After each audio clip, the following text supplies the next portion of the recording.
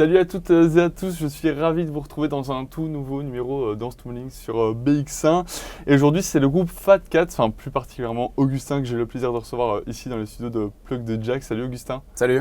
Bienvenue dans Dance Tumbling sur BX1 en télé, en radio et sur le web. Sois le bienvenu ici dans les studios de Plug de Jack. Tu es là pour représenter le groupe Fat Cat et nous parler de votre dernier album, You, qui est sorti le 13 février dernier. Comment ça va ? Ça va super bien. Ça merci de l'accueil. Avec un tout grand plaisir. Avant d'en parler justement de ce nouvel album, je te propose de remonter un peu dans le temps. On va parler un peu du groupe, de la jeunesse du groupe, comment il s'est créé. C'est dans une cave à Louvain-la-Neuve que j'ai pu voir que ce groupe s'est composé. Ça a commencé comme beaucoup de groupes dans une cave, Ouais. dans la cave d'Antoine, le batteur. Et ça a commencé très très tôt, étant donné qu'on se retrouvait là dès nos 14 ans. Et c'était pas tout de suite Fat Cat, d'abord c'était des premiers groupes d'amis. Ok. Et donc Parce que vous êtes 4 dans le projet. On est 4 dans le projet, Ouais. c'est ça. Donc formation assez classique, batterie, basse, guitare, clavier, 2 voix.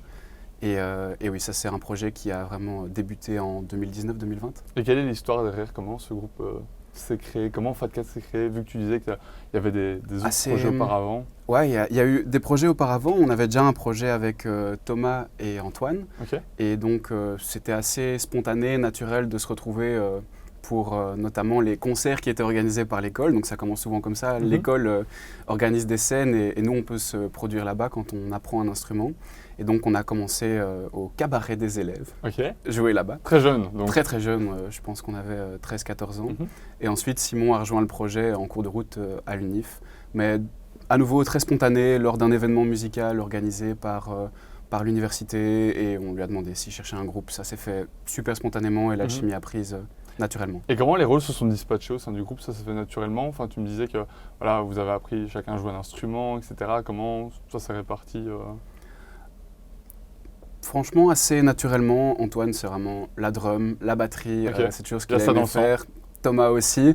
Et après, il y a Simon et moi qui aimons aussi un petit peu découvrir d'autres instruments, mais on s'épanouit plus naturellement pour moi dans le clavier, pour lui dans la guitare. Mhm. Et c'est que très très récemment qu'on a décidé de prendre le tournant de chanter à deux le plus souvent en même temps, parce que c'est là où l'originalité du groupe se crée.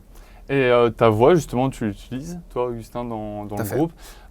Comment c'est venu Comment tu t'es dit, ben voilà, on trouve que j'ai une belle voix, que j'ai envie d'inclure justement le chant dans le projet. Comment c'est venu tout ça? C'était vraiment, au début c'était venu de ma passion, de mon envie de chanter. Je trouvais ça vraiment très très chouette. J'étais assez fasciné par les voix de différents chanteurs. Je pense notamment à Matthew Bellamy de Muse, vraiment ébahi devant les capacités de ce chanteur. Et donc on essaye de chanter comme lui, on se rend compte que c'est super dur, on prend des cours et au bout d'un moment, de cours en cours, on se dit tiens, pourquoi pas mettre ça dans un groupe et faire partager aux gens. Mais ça a été vraiment une learning curve assez lente. Assez lente. Je chante depuis 10 ans maintenant. Ah oui, ok. Et tu avais pris des cours auparavant? Ouais, bien sûr, bien sûr. Ouais, j'ai travaillé ça, Simon aussi. Donc, il n'y a pas eu vraiment ce côté un peu dans l'histoire où vraiment, je me suis rendu compte que je chantais super bien, puis après, j'ai rejoint un groupe. Ok, c'était dans un coin de la tête déjà auparavant. C'est ça, et on a travaillé ça, et on a essayé de mélanger progressivement nos voix avec Simon, mélanger aussi nos capacités et influences différentes au sein du groupe. Tout ça ne se crée vraiment pas du jour au lendemain, c'est une histoire qui se crée au fil du temps. Tout à fait. Vous explorez ensemble une musicalité qui se veut Britpop, sous fond de pop-rock aussi. Qu'est-ce qui vous attire particulièrement dans la Britpop? Parce que c'est un style qui est pas hyper connu non plus. C'est vrai. Donc qu'est-ce qui vous attire? Nos références viennent de là. Okay. Donc Arctic Monkeys, The Strokes. Et on aime beaucoup la musicalité. C'est un style qui combine très très bien les mélodies et les rythmiques assez entraînantes. Et c'est quelque chose qu'on aime bien recréer sur scène, d'avoir et à la fois quelque chose que les gens peuvent chanter parce que ça les implique avec nous, et à la fois quelque chose où ils peuvent bouger parce que c'est gai d'avoir un public qui répond à la musique. Donc deux styles complètement différents, Britpop et pop-rock. On a quand même des choses similaires, mais sur le fond, c'est quand même deux styles complètement différents. Comment vous arrivez à mélanger ces codes-là, ces deux styles-là ensemble pour former cette belle harmonie? On essaye. Je ne sais pas si on y arrive vraiment. C'est à nouveau, c'est une recherche permanente de comment les différents styles, les différents groupes, influences peuvent se mélanger entre elles. Je dirais que on essaye et on fait confiance à nos oreilles, on fait confiance à notre instinct. Quand il y a quelque chose qui fonctionne, même si c'est deux styles qui sont a priori différents, un pattern de batterie, une ligne de guitare, une ligne de basse ou une voix, on essaye. Il y a beaucoup de... C'est de la cuisine, quoi. Ouais, c'est clairement ça. Avec plein d'ingrédients et puis ça forme un plat au final. Et est-ce que justement ces deux styles, on peut mieux les comprendre, les entendre sur scène en live que dans vos titres quand on écoute sur les plateformes de streaming, etc. Oui, c'est clair que les plateformes de streaming ont tendance un peu à uniformiser les différents titres, ne serait-ce que de par le mastering qui est appliqué, tout ce qui est limiteur, vraiment le format que veut les plateformes de streaming. Mais en concert, on peut beaucoup plus aller chercher les contrastes qu'il y a entre les différents morceaux. Et c'est pour ça qu'on invite toujours les gens à venir nous voir en concert, parce que c'est là qu'on peut montrer, illustrer tous ces contrastes qu'on veut créer dans nos musiques. Et on en reparlera dans quelques instants justement de votre expérience scénique.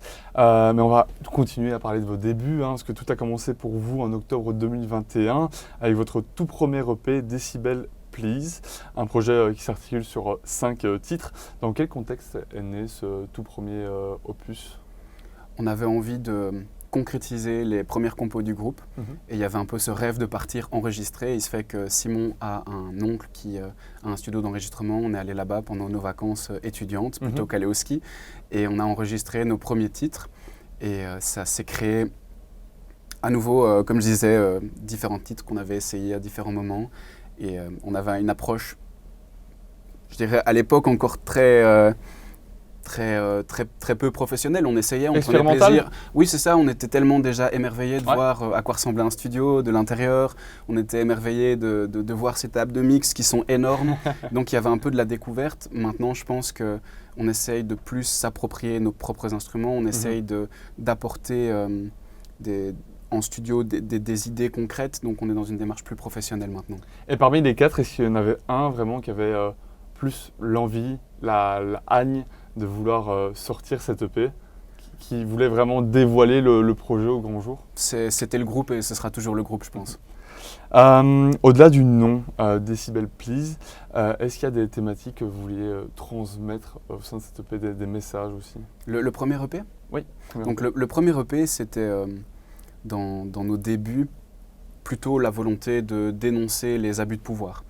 Donc on l'a écrit avec une plume parfois encore un peu maladroite parce qu'on n'était pas dans notre langue maternelle. Maintenant, c'est quelque chose qu'on a aussi travaillé et on aimait bien cette thématique de dénoncer les différents abus de pouvoir qui peuvent avoir lieu à différents niveaux de la société.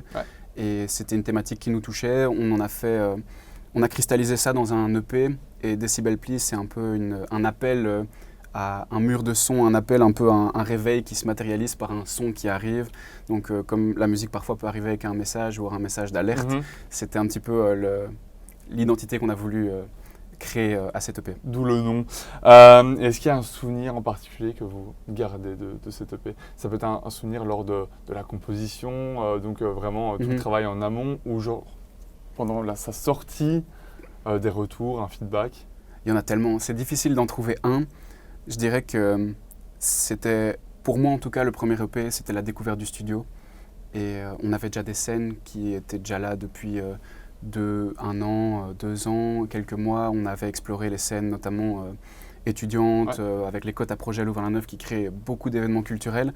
Nous, ça nous avait donné la possibilité de trouver nos premières scènes et notre audience de cœur.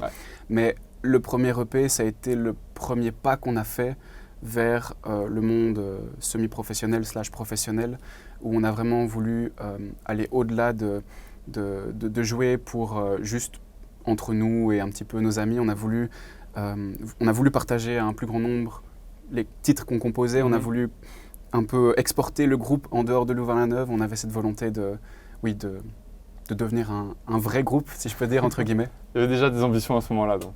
Il y en a toujours eu. Il y a toujours eu des rêves, évidemment, quand on apprend la batterie, la basse, la guitare, le chant.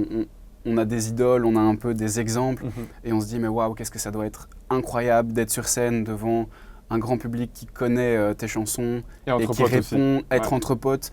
Ça a toujours été quelque chose qui qui nous faisait rêver. Et un des titres que l'on peut voir sur cette EP, c'est Secrets.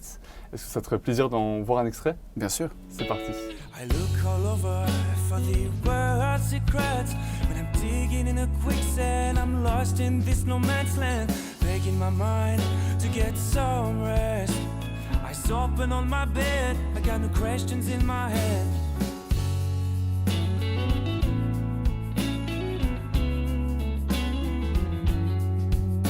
I'm spending my time with all the knowledge I got. So let's play some chords now, let's play some chords now. Waiting for this long-awaited happy end. But did the story really begin? Baby, do you think you thrill me? Come on, ride over, come on, and we see how high we can fly, how far we can get. Just rest on my side, please make me smile again. Augustin, je te propose d'apprendre un peu plus sur toi, un peu plus sur vous, sur le groupe Fat Cat, mais cette fois-ci à travers une photo que vous avez pu nous envoyer en amont de l'émission. On la voit en ce moment à l'écran. C'est un moment qui a été immortalisé lors d'un concert, il me semble. Tout à fait. On peut vous voir sur scène. Où est-ce qu'elle a été prise, cette photo? Alors, elle a été prise sur la Grand Place de Louvain-la-Neuve durant les 24 heures vélo de 2022, si je me souviens bien. C'est votre QG, en fait, Louvain-la-Neuve. Hein. On peut considérer ça comme un QG, ouais. C'était le point de départ et on y revient souvent parce qu'on a créé un lien avec des gens, une fanbase, si on peut dire, sur place. Et ce moment-là, ça a été particulièrement marquant parce que c'était la première fois qu'on était confronté, si je peux dire, à un si grand public et qu'on recevait autant d'énergie sur scène. Ça a été une vraie claque. Et en quoi ce passage sur scène, il a un peu une saveur particulière? Parce que justement, vous jouez à Louvain, c'est un peu c'est là où tout a commencé, aussi parmi les étudiants. On jouait à domicile. On jouait à domicile, on avait le public avec nous. Et ce qui était très précieux, c'est des gens qui connaissaient aussi nos chansons. Et donc, les gens qui nous découvraient pour la première fois avaient l'impression qu'on était beaucoup plus grand que ce qu'on était à l'époque. Et donc, on nous en reparle encore maintenant de ce concert. Maintenant que les étudiants sont des travailleurs, on rencontre parfois des travailleurs dans le monde culturel, de la radio, de la musique, qui disent « J'étais là aux 24 heures vélo de Louvain-la-Neuve en 2022. » Est-ce que tu me disais en off, il y avait à peu près 10 000 personnes, c'est ça? C'est ce qu'on a estimé. On aimerait croire qu'il y avait jusqu'à 10 000 personnes, mais en tout cas, il y en avait, quelques milliers et c'était impressionnant. Est-ce que cette photo représente aussi de l'énergie que vous voulez transmettre sur scène? Oui, tout à fait. Parce que même si c'est une photo, ça ne bouge pas, c'est le principe d'une photo, on voit quand même qu'il y a une certaine énergie entre vous, une certaine force entre vous aussi sur scène. C'est ce que vous dégagez aussi encore à l'heure actuelle? On essaie vraiment de pousser vers ça, que notre cohésion, que le groupe qui s'est vraiment créé autour de 4 potes arrive à transmettre une énergie sur scène et que les gens aussi voient que pour nous c'est un plaisir d'être là. Et oui, on essaie véritablement en concert d'aller au fond de chaque type d'émotion possible et d'avoir, quand on a besoin de transmettre beaucoup de force, des gros sons qui viennent derrière. Quand on veut aller chercher quelque chose de plus intimiste, des sons qui permettent d'accompagner cette émotion-là aussi. Donc on aime beaucoup cette idée de contraste d'émotions et de mur de son qui permet vraiment de soutenir les émotions qu'on veut transmettre. Et ce public qui vous donne aussi de la force? Tout à fait, oui. Est-ce qu'il vous aide aussi à avancer? Énormément, c'est le moteur. C'est le moteur. Hein. Il y a évidemment nous qui mettons de l'énergie, du temps, des moyens dans le projet. Mais sans public, il n'y a absolument rien. Ouais. On entend souvent les artistes en fin de concert qui disent « sans vous, ce serait absolument pas possible ». Et c'est ultra vrai. C'est ultra vrai. Et même les gens qui sont là depuis des années sont des repères maintenant pour le groupe. Et les gens qui arrivent maintenant, qui nous rejoignent maintenant, sont juste... à chaque fois, on est là, quelqu'un en plus avec qui on a discuté, qui nous rejoint sur le projet, qui écoute nos morceaux. C'est juste que du bonheur de A à Z de voir des gens qui rejoignent le train en marche. Il y a des gens qui viennent vous voir en fin de concert pour discuter avec vous, discuter de votre projet, etc. Oui, tout à fait. C'est la coutume. Et parfois, c'est nous qui allons demander. Parfois, c'est eux qui viennent vers nous. Parfois, c'est musical. Parfois, c'est pas musical. Parfois, on nous dit « mais pourquoi vous avez mis une chemise bleue alors que… » Et il y a des gens parfois qui nous disent… qu'ils ont des possibilités aussi en termes de concerts et donc on discute et c'est comme ça que se crée aussi on essaie de tisser un réseau aussi pour soutenir ce projet parce qu'un groupe seul ne sait un peu rien faire. Ça, c'est rien du tout, tout à fait. Tout récemment, le 13 février dernier, vous avez dévoilé votre dernier opus intitulé You, une simple lettre aux multiples facettes, un album composé de 10 titres affirmés qui nous font voyager sur des mélodies pop-rock des années 2000. En tout cas, c'est comme ça que je le perçois. Pourquoi avoir choisi une simple lettre pour nommer cet album ? On aimait bien les différents niveaux de symbolique qu'il y avait derrière. Donc You, la lecture assez directe, c'est You, toi, Ouais. parce que nos titres s'inspirent vraiment des gens qui sont autour de nous, de nos amis, de nos familles, nos proches en général. Et on aime bien mettre en musique les histoires qui leur arrivent, qui nous arrivent avec eux. C'est des musiques à taille humaine. You, c'est aussi l'évolution émotionnelle dans l'album. Donc quand on écoute, pour ceux qui écouteront l'album, j'espère un jour, de bout en bout, c'est la progression émotionnelle si on peut considérer ça comme le protagoniste de l'album. Et puis finalement, il y avait un peu la private joke que ça représente en fait le potentiel eu en science, représente toujours un peu cette énergie potentielle. J'ai pas ce niveau-là. Et donc on se disait, c'est une triple symbolique. Et donc voilà, on trouvait que c'était plus riche que de juste décrire quelque chose de très arrêté. Donc des histoires très personnelles qu'on peut retrouver à l'intérieur Tout de à cet fait. album. Tout à fait. On aime bien, comme je disais, mettre en musique des histoires qui peuvent sembler banales. Et c'est ça qui est génial, c'est de se dire, mais en fait, dans ce moment qui était ultra anodin pour tout le monde, il y avait peut-être une chanson incroyable qui se cachait dans le creux, dans le fin fond de ce moment. Ouais. Et c'est de faire éclater cette émotion au grand jour au moyen de ce titre. Toi, Augustin, est-ce qu'il y a un thème justement dans tout cet album qui te tient particulièrement à cœur, qui te touche personnellement ? Oui, tout à fait, tout à fait. Parmi les différents thèmes, on retrouve notamment essayer de fuir l'immobilisme, donc de chercher la thématique du dépassement de soi. Il y a souvent dans nos titres des dialogues qui se créent entre deux amis. Et donc, moi, c'est des titres qui me parlent beaucoup dans l'album. C'est important pour toi l'amitié ? Bah, évidemment. Oui, hein. Si on ne serait pas un band. Comment s'est construite la cohérence entre les 10 titres qu'on peut retrouver au sein de l'album ? Ça a été vraiment un gros challenge de trouver une cohérence. Et peut-être que c'est encore un travail sur lequel on doit s'améliorer parce que voilà, on est encore un groupe émergent, on est indépendant, donc on découvre en même temps le monde de la musique, la création musicale, et on s'est attaqué à un album. Il y a des gens qui nous ont dit mais ne faites surtout pas ça parce que c'est trop en fait. Un album, ça évoque quelque chose dans l'industrie musicale, quelque chose qui est fini, qui est assis, qui est prêt. Et on n'avait certainement pas, l'année passée, quand on a commencé à le sortir progressivement au moyen de single, cette vision si large et si complète de ce qu'est censé être un album. Donc on l'a fait de façon très spontanée. Mais pour revenir sur la cohérence, on a cherché une patte commune, une direction commune, dans le sens où on est à chaque fois parti d'une idée de cœur et d'une mélodie et on a construit autour. Okay. Donc chaque titre explore une émotion, une histoire, et au moyen de la mélodie et des paroles qui vraiment guident le process créatif, on a créé un univers autour de chaque titre. Mais après, c'est clair que d'un point de vue stylistique, on a encore des titres qui sont très différents, mais c'est aussi quelque chose qu'on aime bien. Ouais.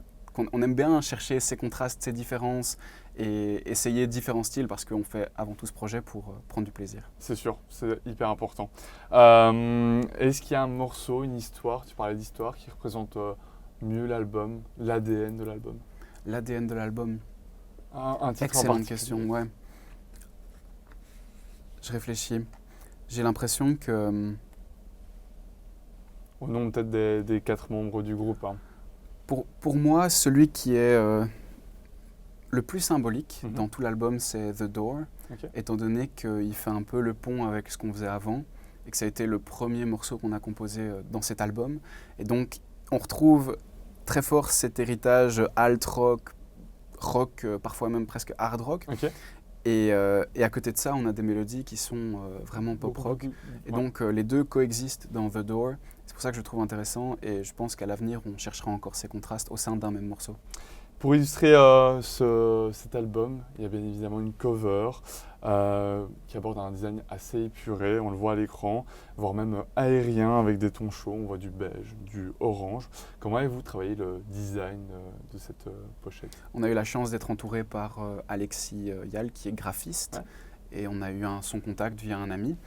et l'alchimie a tout de suite prise et on a l'impression parfois que c'est lui qui nous a expliqué l'album, comment, parce qu'on avait encore des idées très brutes, assez éparpillées, et lui est vraiment arrivé avec une structure graphique, un univers.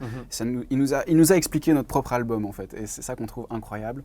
Et au-delà de ça, il a créé les différentes pochettes des singles, de l'EP, et puis de l'album. Donc c'est un travail de continuité en fait. C'est ça, et on a créé cette pochette, où c'est lui qui nous a proposé cette pochette. On voulait quelque chose de chaud, on voulait quelque chose de, un peu cette sorte de flamme qui ne brûle pas vraiment, et quelque chose de rassurant, tout en ayant cette information du You qui s'intègre un peu en filigrane de la pochette. C'est un peu abstrait comme ça. C'est un peu abstrait, et c'était une volonté, et lui il l'a concrétisé avec un talent incroyable.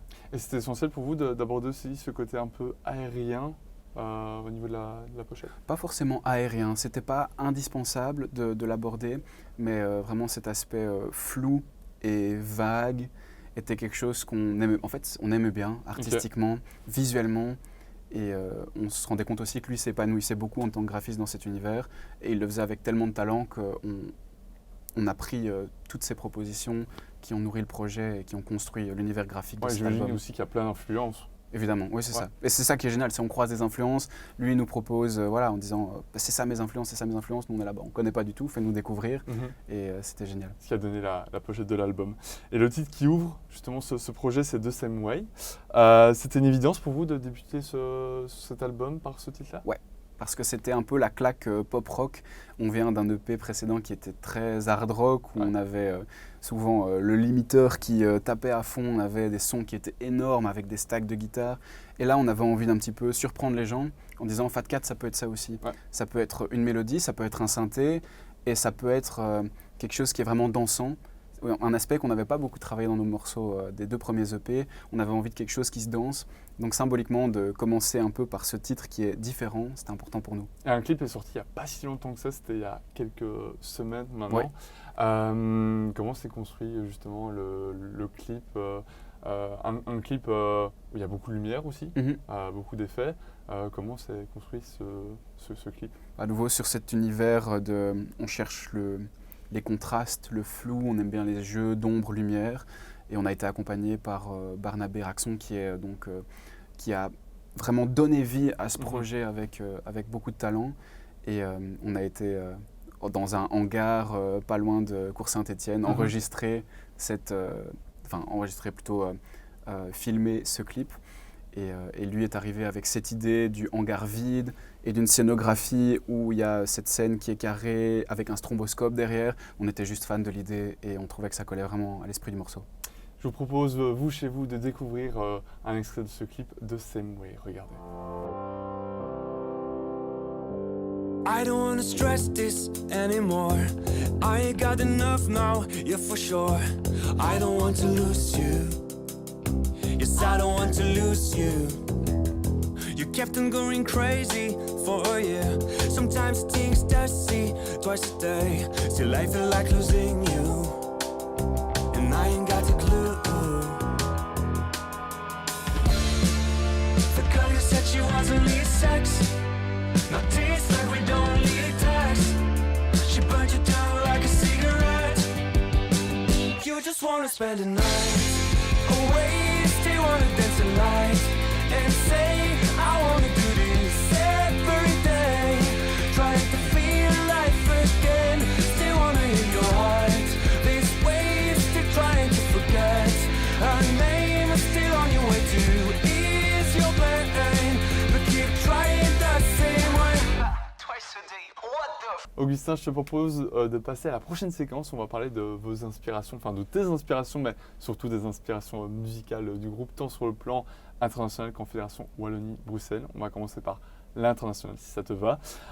Il y en a quand même beaucoup. Tantôt tu citais Muse, c'est un peu la ref pour le groupe, Muse? Ça a été le groupe qui a mis tout le monde d'accord. Okay. Donc c'était un peu la source d'inspiration originelle du premier EP et un peu du deuxième EP. Et on a essayé de s'éloigner un peu progressivement de ces inspirations, ou plutôt de les augmenter, de les nourrir. Ça a été ce pont entre nos différents goûts qui sont assez différents dans le groupe. Est-ce qu'il y a un titre en particulier de Muse qui vraiment, c'est votre coup de cœur à tous les cas, vous vous mettez d'accord là-dessus? Je pense qu'on a vraiment c'est tellement riche comme discographie et c'est tellement différent d'un album à l'autre. Moi, je pense que j'aime beaucoup Citizen Erased, Ok. qui est un coup de cœur pour moi, mais je pense que les autres affirmeront. Affirmeront. Et il y a aussi Arctic Monkeys, que tantôt tu parlais de ce groupe-là aussi, Royal Otis, The Killers. Comment toutes ces influences se traduisent-elles dans votre projet? Je pense que tous ces groupes, même s'ils ont des univers différents, il y a toujours cette voix très présente, avec un message. Ouais. C'est des styles qui sont très engageants. Quand on écoute The Killers, c'est un style qui donne envie d'écouter, qui donne envie d'aller les voir. Oui, ça crée un lien et on aime bien cette dynamique. Ce lien que vous voulez aussi donner. C'est ça. Et maintenant que le projet est bien lancé en 2026, à l'avenir, à mon avis, on va chercher ce ton assez franc dans la façon dont on chante avec Simon et avoir un peu cet aspect engageant dans nos chansons. Donc un projet qui continue donc. Tout à fait. On va passer maintenant sur le plan Fédération Wallonie-Bruxelles. Et là aussi, il y en a un autre scène belge. Puggy, tout d'abord. Évidemment. Ouais. Et pourquoi Puggy, justement? C'était un coup de cœur. Je les ai découverts en 2012. Ouais. Et c'était une musicalité qui est super riche. C'est des titres qui restent en tête et qui ont aussi, comme je les écoute depuis maintenant plusieurs années, ont accompagné des moments de vie. Donc on les raccroche à des histoires. Puis c'est un band belge aussi. C'est un band belge, même s'il y a français, Suède et Angleterre dedans. Mais ça a été vraiment mon coup de cœur, mon premier vrai groupe belge que j'admirais et que j'écoutais en boucle. Un autre groupe, c'est Ginzu. Ouais. Là aussi, grosse influence pour vous. Ouais, grosse claque. Un peu plus tard, en tout cas à titre personnel, je pense qu'Antoine et Thomas écoutaient depuis plus longtemps que moi. Mais c'est un groupe qui a mis tout le monde d'accord, notamment sur des covers. On s'est un peu attaqué à des covers, notamment High Voltage Queen. Ouais. Et donc on a pris ce titre pour en faire un cover. On se retrouvait chacun et comme on s'est dit qu'on allait faire des covers de Ginzu, on a chacun écouté et on a chacun encore plus accroché avec Ginzu.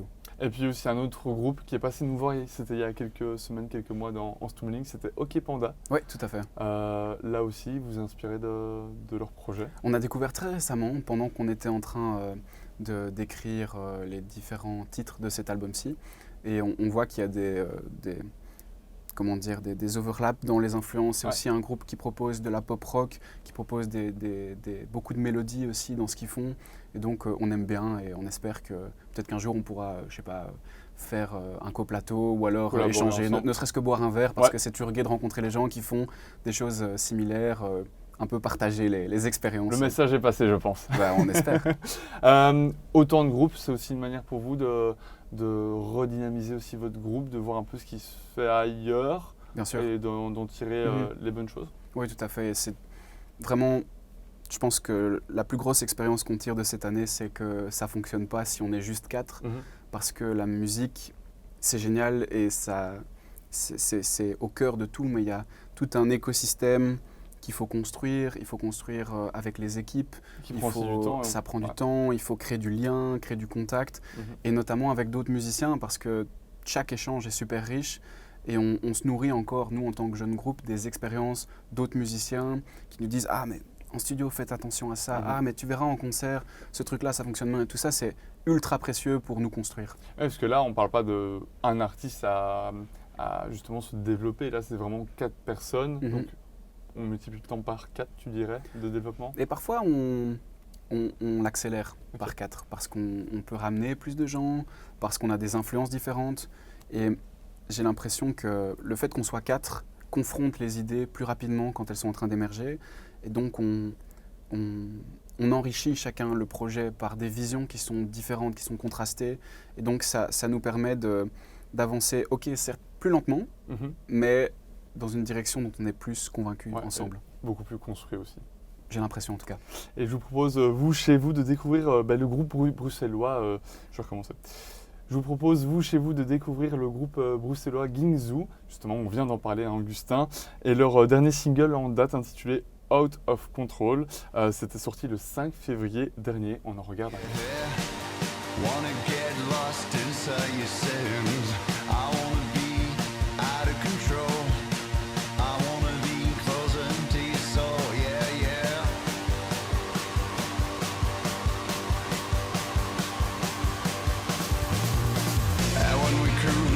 Saturday night, we're going over to the car.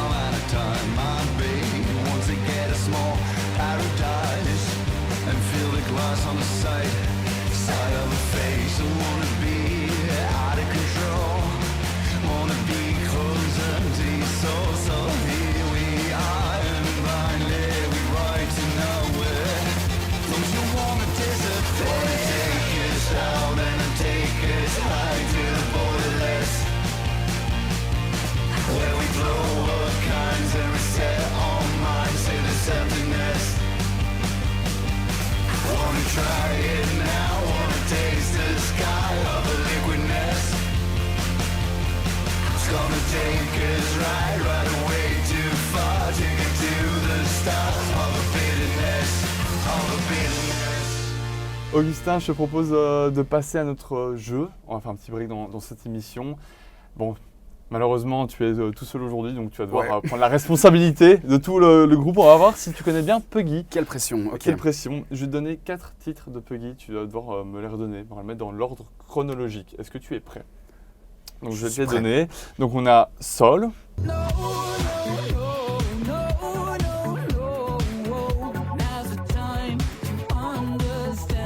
On a On My Mind.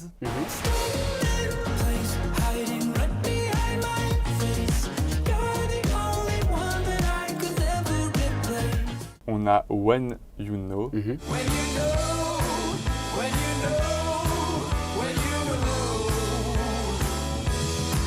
Et Mirror. You don't wanna let you down, don't want you all to see what's in my reflection. I lost the connection, forgot who I... Donc,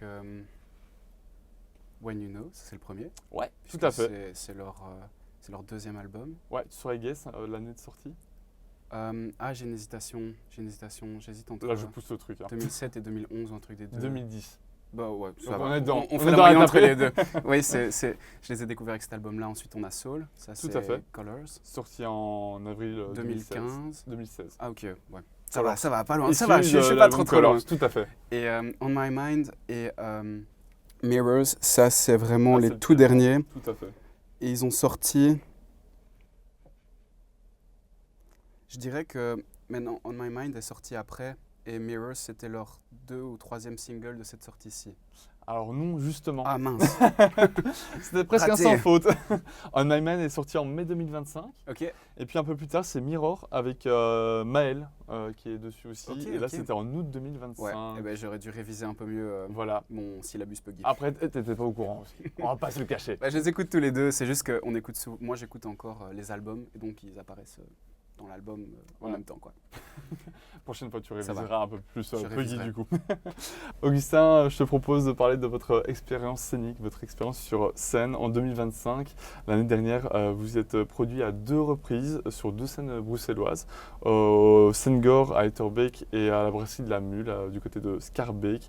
2 dates qui étaient à guichet fermé, c'est bien ça. Hein. Oui, tout à fait. D'un point de vue scénique, comment avez-vous vécu cette année 2025 qui était en plus pour vous, j'ai pu le lire, l'année du chat The apparemment. Year of the Cat. Oui, on a voulu créer un peu une année thématique autour de la sortie de l'album. Donc on a appelé Year of the Cat, qui est juste, on va dire, le slogan. Ok. On aimait bien, en fait, c'est une chanson aussi, Year of the Cat. Et donc c'était un peu une coïncidence. J'écoutais la chanson, je me suis dit, oh, bah, c'est super, on n'a qu'à appeler l'année comme ça. Et les 2 dates au Sangor et à la Brasserie de la Comment se Mule. sont passées ces 2 dates? Bah, c'était la première fois qu'on on était autant impliqué dans l'organisation d'un concert. Jusqu'à présent, c'était dans le cadre d'événements, notamment des événements étudiants. Là, c'est nous qui devions, aidés par une ASBL qui s'appelle NCP, organiser la billetterie, la logistique d'entrée, la vente du merch. Donc, ça donne une dimension beaucoup plus grande à un concert, beaucoup plus de responsabilités. Vous étiez accompagné justement pour ça? On était accompagné donc dans la logistique, dans la production de l'événement par NCP, qui est une ASBL qui nous accompagne maintenant depuis 1 an et demi. Et à côté de ça, on est accompagné de différentes personnes qui sont autour du projet, manageuses, parfois ingé son. C'est important aussi hein, d'être entouré dans. Oui, dans c'est un ça, projet et comme c'est gai de ne pas être en îlot fermé à 4 et de parfois compter sur la vie, l'expertise, l'expérience des autres. Est-ce que l'ambiance était différente sur ces 2 dates? Est-ce que c'était vraiment 2 ambiances différentes? De l'une à l'autre? Ouais, de l'une à l'autre. Ouais, c'est des dates qui n'avaient un peu rien à voir, puisqu'on a le Sangor, qui est une salle qui était avant un théâtre ou un cinéma, je ne suis plus très sûr. Et on voit cette salle qui est assez somptueuse, qui est une sorte de petite abbaye, comme ça, où on a les balcons sur le côté. C'était parfait pour faire découvrir notre nouveau projet aux familles, aux amis et des gens qui venaient d'un petit peu plus loin. Tandis que la Brasserie de la Mule, c'est un lieu qui est plutôt d'habitude hard rock. Je pense qu'on était un petit peu des petits piou-piou pour eux qui venaient faire du pop rock. Si joliment dit. Et donc du coup, c'était voilà, un public debout, qui est dans un bar, qui est là pour faire la fête par après. Donc en termes de dynamique scénique, c'était différent, mais les 2 étaient géniaux dans ce qu'ils nous ont tous les 2 apporté. Ouais, il faut quand même le dire, ces 2 dates représentent quand même presque 530 places au total. Qu'est-ce que ça vous a fait de savoir que ces 2 dates étaient sold out? On était très contents de voir qu'il y a des gens qui se déplaçaient pour nous et qu'au-delà des événements étudiants où les gens sont là, maintenant on est en capacité de se donner rendez-vous à un endroit et d'avoir des gens qui nous rejoignent, même si, voilà, il faut pas se mentir, c'est les amis, la famille, le public vraiment de cœur. Mais maintenant, progressivement, on a vu ce public de cœur s'agrandir. Se développer, ouais. Et donc, voilà, c'est parti de la famille et des amis et maintenant c'est Un cercle beaucoup plus grand. un cercle plus grand. Ça vous arrive de temps en temps de replonger dans ces souvenirs, de regarder des photos, des concerts, des vidéos aussi qui ont été On prises? retombe souvent dessus par hasard. On a un drive où on a tous nos souvenirs, toutes nos compositions. Enfin, en fait, ça génère beaucoup de contenu, mine de rien. Tout ce qu'on montre n'est évidemment que la petite pointe de l'iceberg, Ouais. tout au-dessus. Et il y a tout un tas de déchets, de compos qui ne verront jamais le jour. Et c'est peut-être mieux pour tout C'est le mieux monde. comme ça. C'est mieux comme ça. Et parfois, on est un peu dans un dossier par hasard, ou alors on cherche un truc, on ne le retrouve pas. Et on tombe sur des souvenirs et on se marre pas mal. Surtout quand on voit nos têtes à l'époque, on était encore jeunes. Très jeune, oui. Et vous restez tous très Ouais, jeunes. ouais, ensemble. ouais. Puis Encore dans- plus jeunes que maintenant. Et puis c'est dans la tête. Exactement. Et je te propose justement de replonger un peu dans ces souvenirs et de se regarder un extrait d'un de vos passages sur scène. Regarde. To leave this world, no matter what it takes, no matter what you say, I choose to fight to free this continuum.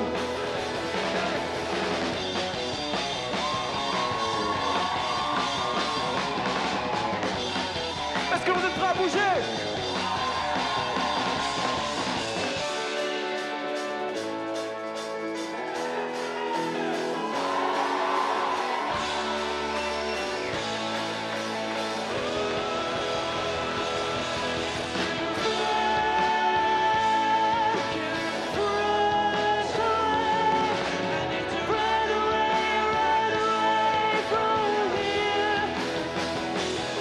Un extrait live justement d'un de vos deux passages sur scène en 2025. Est-ce qu'en backstage, ici, il y a quelque chose qui se prépare pour cette année 2026? Est-ce qu'avec l'arrivée de cet album, on peut espérer pour voir sur scène cette année? Évidemment, on a déjà des dates qui sont prévues pour l'été. C'est toujours difficile d'essayer de trouver des dates en festival. On démarche énormément, toujours accompagné des équipes qui sont avec nous. Et ici, vraiment à plus court terme, on a une date au Relais pour la Vie, Ok. donc le 18 avril si je me souviens bien.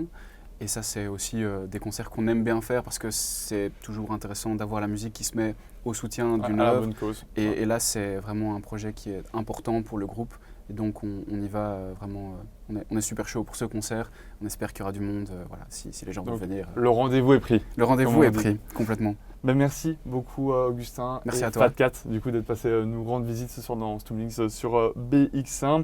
Vous nous avez préparé une version un peu acoustique, surtout toi, en piano-voix comme ça de votre morceau Never qu'on peut Mhm. retrouver sur l'album You, c'est dans un instant. Donc restez bien jusqu'à la fin. Comment s'est passée cette session live qu'on a tournée juste avant l'interview? C'était très très spontané. C'est un morceau qui se veut assez minimaliste dans son accompagnement, qui est assez posé en termes de voix. On a essayé de creuser une émotion qui est le lien entre deux personnes et de le dépeindre de la façon la plus fidèle sans aucun artifice. Et c'est un morceau qui fait partie, on va dire, plutôt du penchant calme de Fat Cat. Ok. Donc voilà, si les gens nous écoutent maintenant, il peut y avoir aussi du très lourd en concert. On a hâte de découvrir tout ça dans un instant. Merci beaucoup Augustin Merci d'être à toi. passé chez nous. Et quant à nous, nous nous retrouvons la semaine prochaine avec un ou une nouvelle artiste musicale de la Fédération Wallonie-Bruxelles. Salut à tous.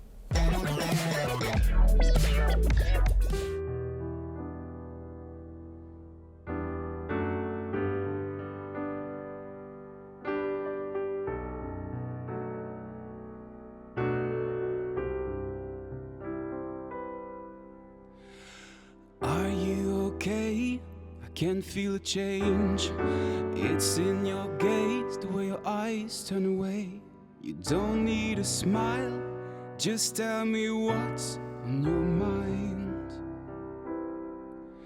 'Cause you fool them all with a cool attitude, hiding the storm growing inside of you. It's tough to disguise the buried truth and hard to find. I'd cross the universe I'd hold your fears and all your sorrows. Listen, I wrote you a verse, all you should know. I promise I won't let you feel alone. I promise I keep you safe. I'll bring the paint and you the brushes. I'll refresh the colors of the memories we've made. Wash away the grey. And when we finally had enough, you fall asleep on my couch like you used to. Like you used to.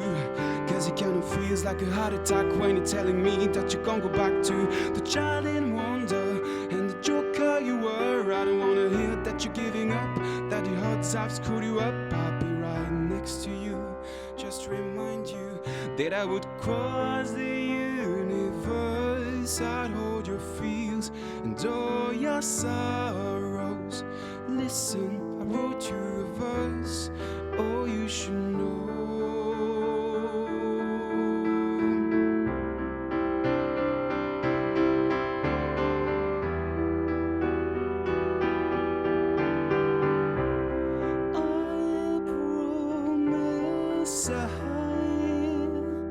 Won't let you feel alone. I promise I'll keep you safe. I promise I won't let you feel alone.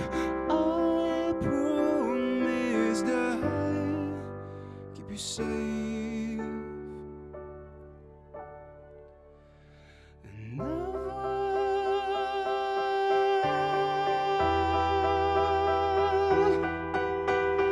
never feel alone.